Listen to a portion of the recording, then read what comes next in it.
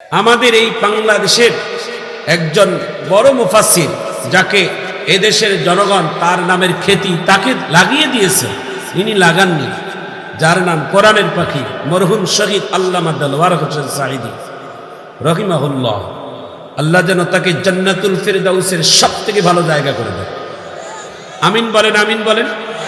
নিঃসন্দেহে সর্বজনীন ওলামায়ে কেরামের একটা সম্মানিত ব্যক্তিত্ব ছিলেন। তার তাফসীর মাহফিলে কোনো গালিগালাজ ছিল না, কোনো গালিগালাজ নেই।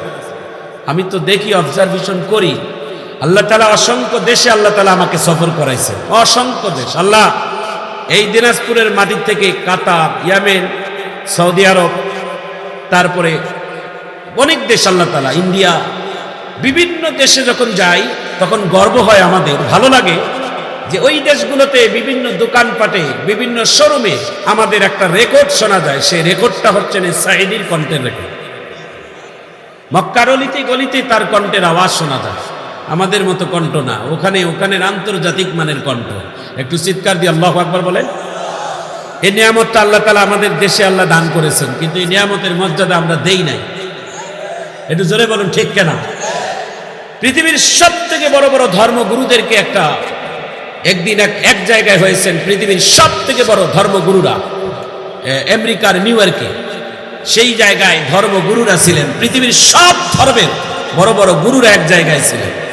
সেখানে কেমনে কমে বাংলাদেশের ধর্মগুরু হিসেবে আমাদের এই সাঈদীকে আল্লাহ তাআলা কবুল করেছেন। আমিন বলে। তো এতগুলো ধর্মের গুরুর মধ্যে আন্তর্জাতিক বড় বড় বিচারকেরা আছে, তাদের সামনে মাত্র 5 মিনিট করে বক্তব্য। কয় মিনিট? 5 মিনিট বক্তব্য দিতে হবে, মাত্র 5 মিনিট। ওই 5 মিনিটে কি বক্তব্য দিতে হবে তাহলে বুঝে নেন। আল্লাহু আকবার কর।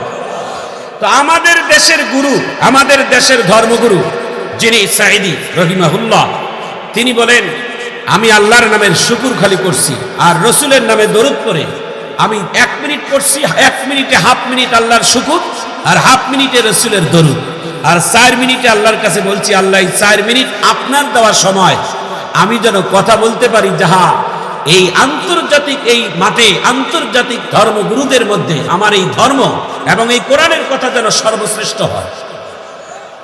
সুবহানাল্লাহ বাড়িতে বলবেন, একটু জোরে কর আল্লাহু আকবার, আরো জোরে বলেন আল্লাহু আকবার।